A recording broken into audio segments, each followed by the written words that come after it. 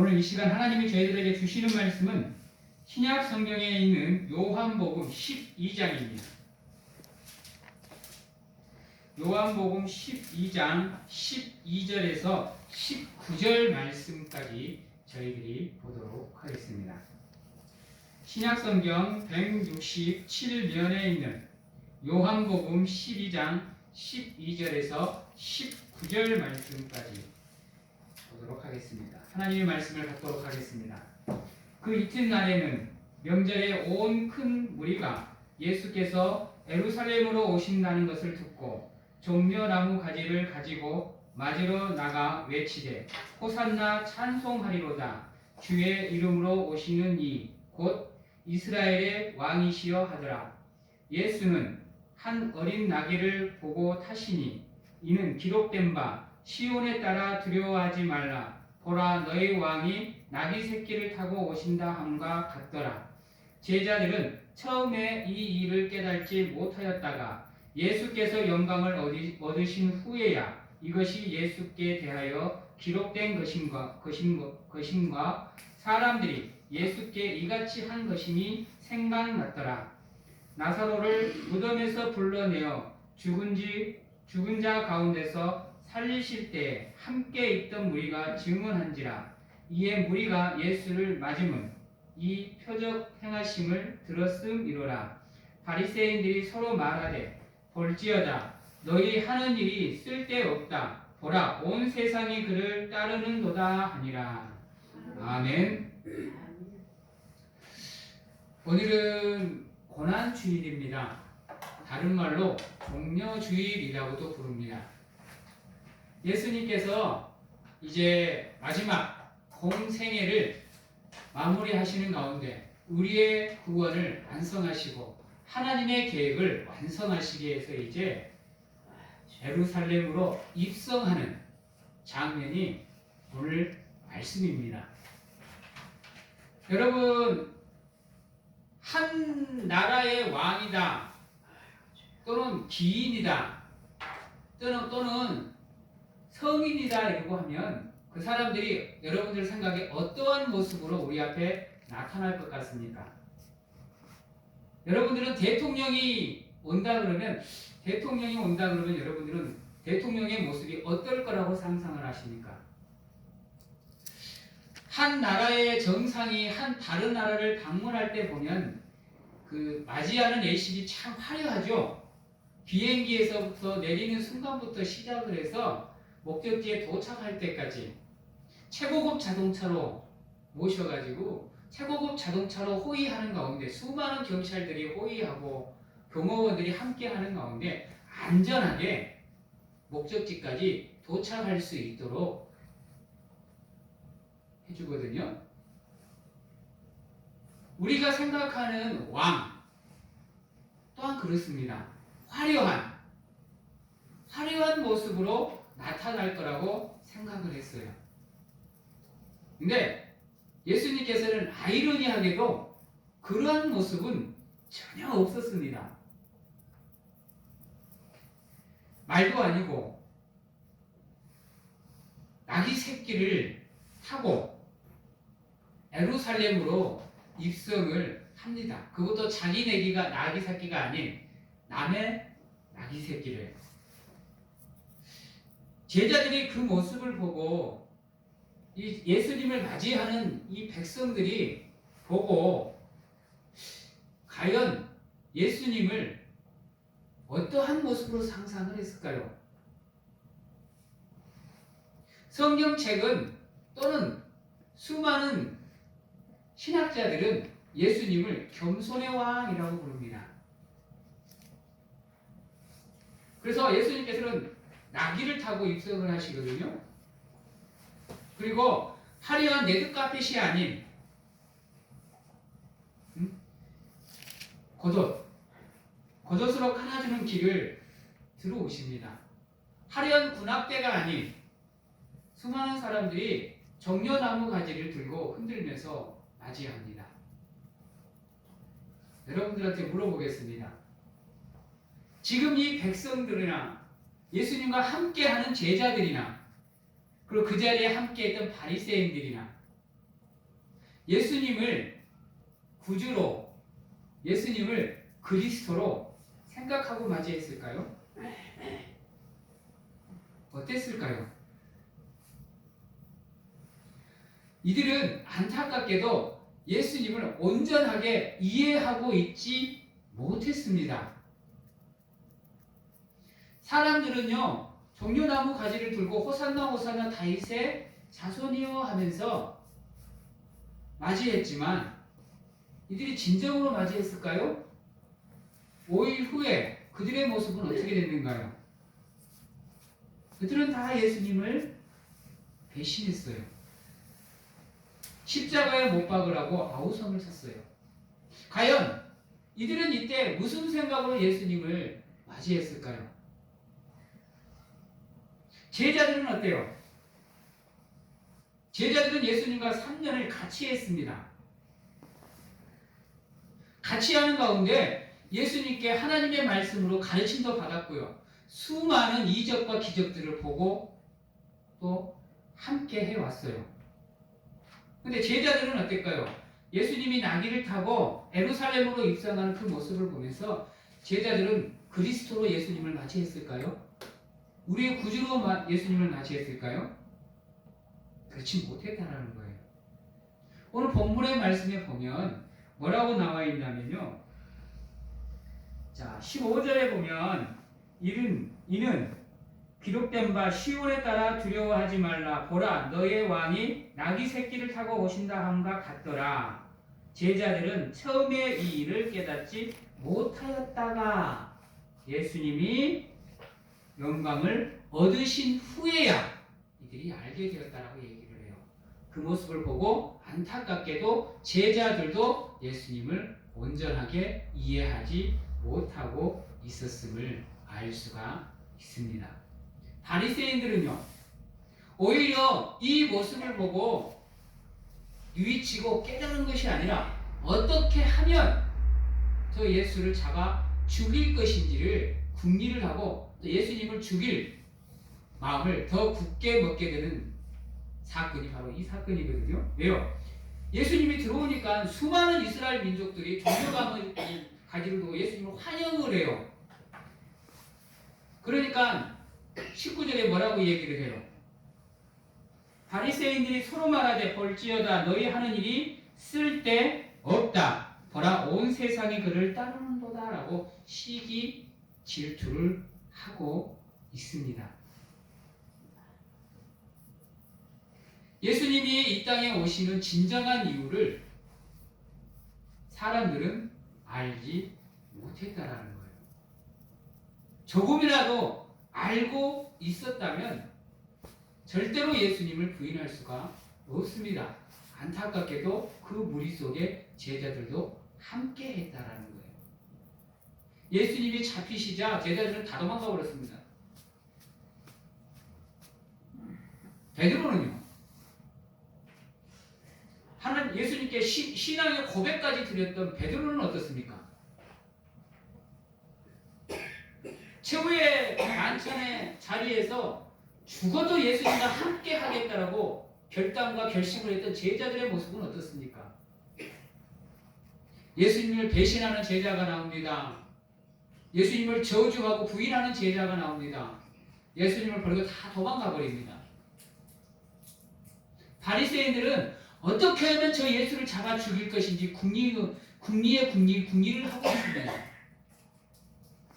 얼마나 예수님이 애로우실까요? 심지어는 자기가 3년 동안 데리고 다닌 제자들마저도 자신을 온전하게 이해를 못하고 있는데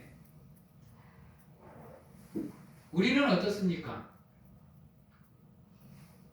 우리는 예수님을 제대로 이해하고 계십니까? 어떻습니까? 혹여나 우리에게 이 시대의 사람들의 모습이 있지는 않습니까? 예수님이 이 땅에 오시는 진정한 이유는 나 몰라라 하고 어떻게든지 나의 편의를 위해서 나의 이익을 위해서 혹여나 예수님을 이용하고 계시거나 아니면 내가 불이익을 당할까 봐서 예수님을 부인하고 계시지는 않습니까? 예수님을 예배하러 나오는 자리가 귀찮아지고 계시지 않습니까? 예수님을 위해서 헌신하는 자리에 그 일이 부담되지 않습니까? 예수님을 위해서 시간을 투자하는 게 아까워지고 계시지 않습니까? 오늘 본문에 투영되는 이 사람들의 모습을 보면서 우리 자신을 한번 돌아봤으면 좋겠습니다. 이 사람들이야 모르고 그런다고 하지만 알고 있는 우리는요, 우리의 모습은 어떠한지를 한번 돌아보시고 점검해 보셔야 됩니다. 왜요? 우리도 모르는 사이에 이들과 똑같은 모습으로 신앙생활을 하고 있을 수가 있기 때문입니다. 여러분, 예수님이 이 땅에 오신 이유는 다른 것 때문에 오시지 않았어요. 여러분들도 잘 알고 계시다시피 나와 여러분의 죄를 사하시기 위해서 하나님과의 동등됨을 취하지 않고 하늘의 보호자의 영광을 취하지 않고 인간의 육신을 입고 이 땅에 오셨어요. 무엇 때문에요? 무엇 때문에 그리하셨을까요? 그리하시 아니하실지라도 예수님은 충분히 찬양을 받으시고 경배를 받으실 수 있는데요. 여러분은 예수님이 나의 죄 때문에, 나 때문에 이 땅에 오셨음을 믿으십니까? 나를 구원해 주시기 위해서, 나를 하나님의 백성으로 삼아 주시기 위해서 십자가를 지셨음을 믿으십니까? 나를 천국으로 인도해 주시기 위해서, 구원을 완성시키기 위해서 부활하셨음을 믿으십니까? 내가 온전하게 예수 그리스도를 바라보고 온전하게 예수 그리스도를 이해하고 있는지 한번 생각을 해 보셔야 되는 겁니다.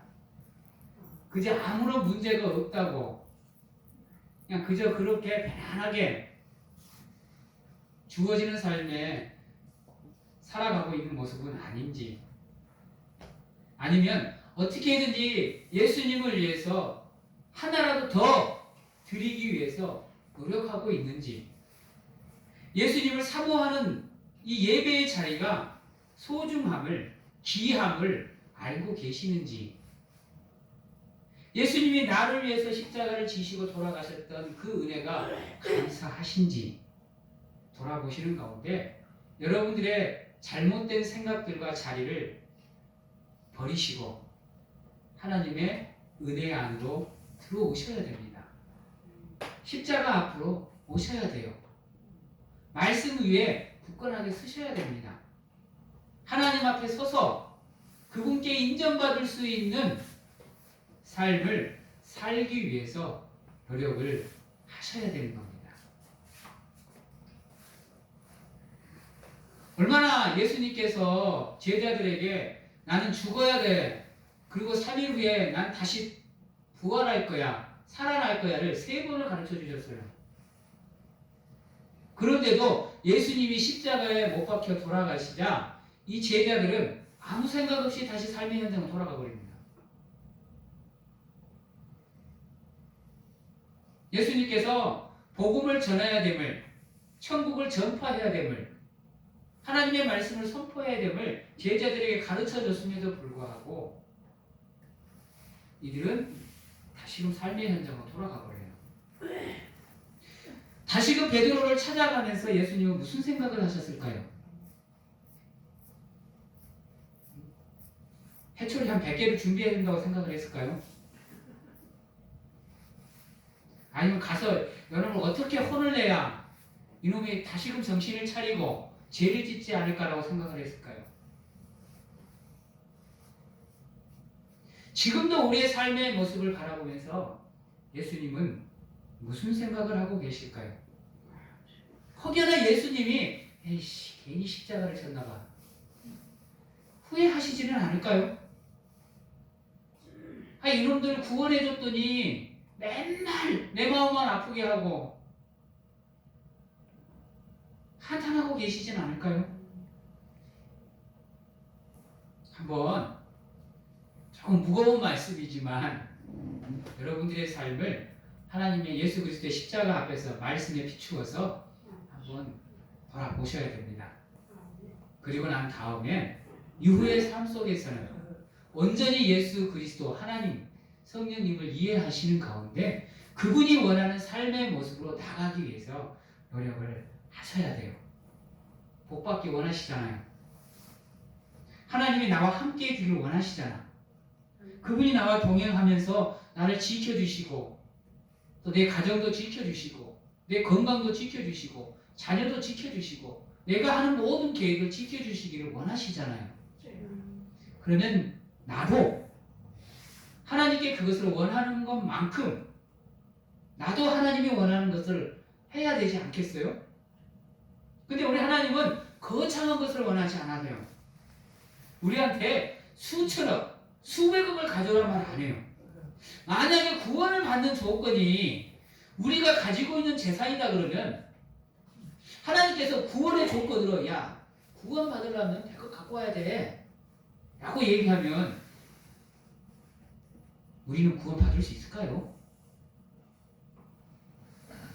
하나님이 구원의 조건으로 야 박사 학위 정도는 따와야 되지 않겠냐?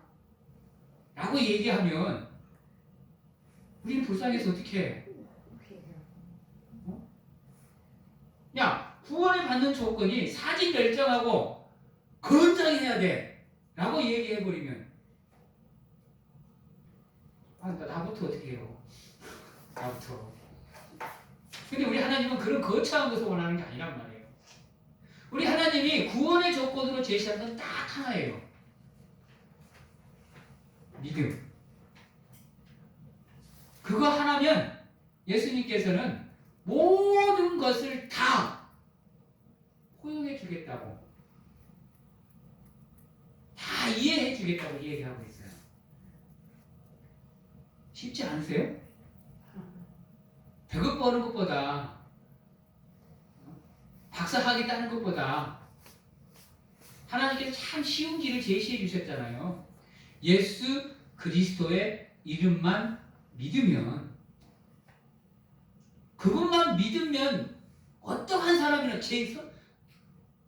용서받지 못할 죄인일지라도 그분을 믿는 믿음 하나면 다 용서해 주겠다고 지금 우리에게 이야기하고 계시잖아요.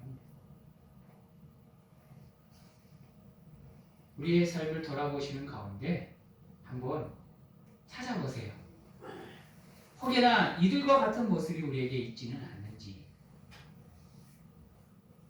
교회에서는 그럴싸한 모습을 갖고 있으면서 나가서는 하나님의 영광을 가리고 있지는 않는지,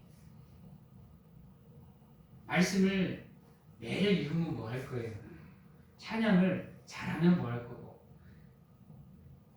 우리의 삶이 하나님이 원하시는 삶의 모습으로 나가고 있지 않는데 하나님의 십자가가 예수 그리스도의 십자가가 그들로 가려지고 있는데 우리의 삶을 통해서 또다시 예수 그리스도의 손과 발에 대못을 받고 있는데 한번 생각을 해보셔야 됩니다. 그래서 적어도 명계교회에 내 속하는 모든 성도님들은 하나님이 여러분들의 모습을 보면서 기뻐서 폴짝폴짝 뛰고 춤추면서 여러분들을 바라보면서 박장대소할 수 있도록 만들어주시는 여러분들이 되셔야 되는 거예요. 그런데 하나님이 여러분들을 바라보면서 한숨 쉬고 한탄하고 후회한다 그래버리면 지금까지 살아온 여러분들의 삶이 무의미해져 버리잖아요. 나는 뭐 나이 적으면 60, 많으면 한 90 되시는데 60, 90 평생을 살아오시면서 하나님을 예배하시고 하나님의 말씀을 들으셨는데 하나님 앞에 떡하니 딱 섰더니 예수님께서 너 누구냐? 이래버리면 그 순간 우리의 삶은 가치가 없어져 버립니다. 무의미해져 버려요. 그거 아세요? 정말로 심각한 거예요. 우리 목회자들이 가장 걱정하는 게 뭔지 아세요? 우리는 여러분들 앞에서 하나님의 말씀을 가르치는 사람이에요. 근데 성도님들은 다 구원받는데 아니 예수님 앞에 딱 섰더니 이게 누구냐? 이래버리면 그 순간 우리의 삶은 헛되버린다니까요. 내가 여러분들 앞에서 설치된 이 모든 게 헛되버려요. 여러분도 마찬가지예요. 그래서 순간순간 여러분들의 삶을 점검하셔야 돼요. 반드시요. 네 가지가 아니고 내가 뭔가를 잘못하게 떠오르면 그 즉시로 하나님 앞에 엎드려서 여러분들의 삶을 하나씩 점검하셔야 돼요. 왜요? 우리는 알고도 지은 죄들이 있지만 우리도 모르는 사이에 우리가 죄악의 자리에 가 있을 수가 있기 때문이에요. 이 사람들, 특히 백성들은 자기들이 죄악의 자리에 가 있을 거라고 생각을 했을까요? 이때만 해도 얼마나 기뻤어요. 자신들을 이제 해방시킬 왕이 왔다고 종려 나무 가지를 들고 팔짝팔짝 뛰면서 찬양을 했는데 단 5일 후에 예수 그리스도를 십자가에 못 박으라는 선동되는 것에 우리의 삶의 모습이 비추어지지 않으세요? 저 이 말씀 준비하면서 부끄러워가지고 여러분들한테 말씀 전하는 게 뒤에 망설여졌어요. 우리가 생각을 해보셔야 돼요. 그리고 우리는 있잖아요. 우리는 세상 사람들한테 그리스도인이라 불리는 게 중요한 게 아니고요. 하나님의 사람이라고 불리는 게 중요한 게 아니고요. 우리의 삶이 하나님의 사람으로서 그들한테 본이 되어지는 게 중요한 거예요. 한번 생각을 해보세요. 목사님, 전도가 너무 힘들어요. 안 돼요. 라고 생각을 하면요. 가장 먼저 무엇을 해야 되냐면 여러분들의 삶을 말씀 앞으로 가지고 오셔야 돼요.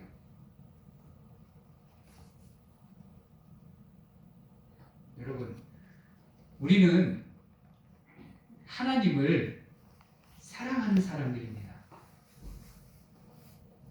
믿으십니까? 우리는 하나님이 사랑하는 사람들이에요. 아멘이십니까? 그렇다면 우리에게 베풀어 주신 그 사랑, 그 은혜에 합당한 삶을 살기 위해서 우리는 노력을 해야 되는 거예요.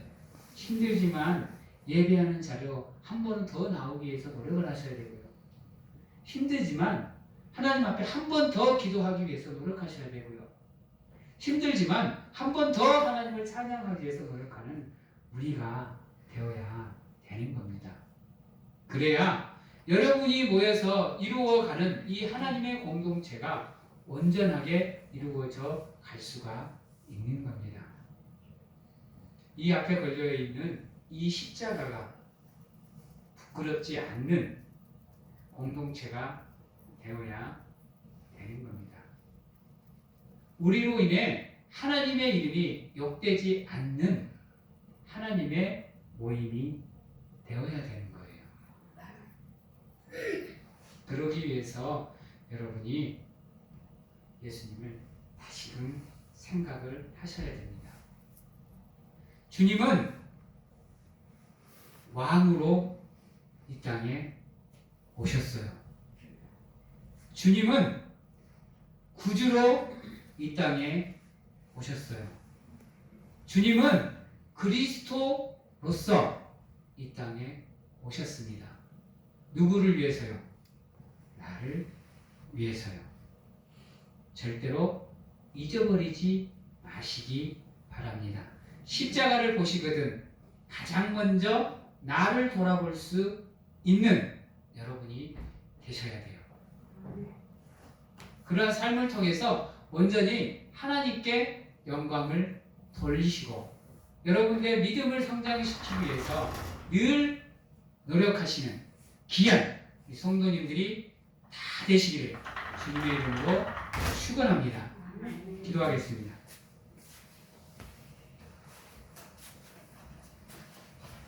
사랑의 하나님, 예수 그리스도를 믿는다라고 고백하는 우리입니다. 하나님을 아버지라고 부르는 우리입니다. 우리의 삶의 주인이 하나님이라고 고백하는 우리입니다. 우리의 삶의 우선순위가 하나님이라고 말하는 사람이 우리입니다.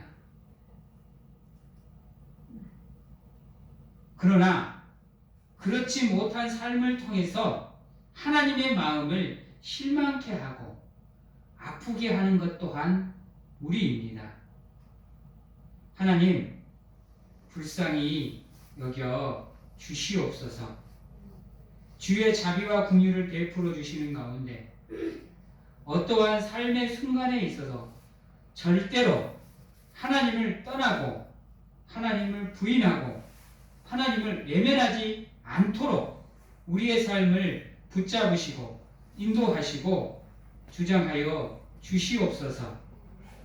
그리하여 우리의 죄로 인해 이 땅에 오신 예수 그리스도의 모습을 기억하게 하시고 늘 하나님의 은혜에 감사하는 가운데 하나님께 영광을 돌리는 우리가 될 수 있도록 하나님 붙잡아 주시옵소서.